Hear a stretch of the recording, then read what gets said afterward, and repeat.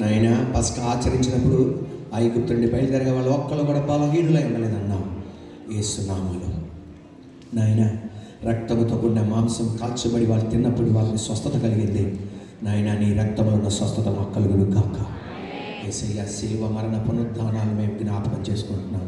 ఈ ప్రభు వల్ల రొట్టె ద్రాక్షారసం నెలకొక్కసారి ఎందుకు ఆచరించమన్నాడు? ఒకటే ప్రసంగం చేస్తున్నా నాతో సహా మైక్ పట్టుకుని మాట్లాడుతున్న నాతో సహా మనందరం కృతజ్ఞత లేని వాళ్ళం. ఎవరన్నా మేలు చేస్తే ఒకరోజు ఒక వారం తర్వాత మర్చిపోతాం.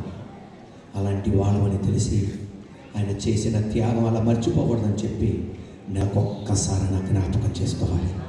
నీ శిలువ మరణ పునరుద్ధానాలు జ్ఞాపకం చేసుకుంటూ యేసయ్యా నీ రక్తాన్ని జ్ఞాపకం చేసుకుంటూ ఈ ద్రాక్షరసం తాగుతున్నాము తండ్రి. ద్రాక్షరసం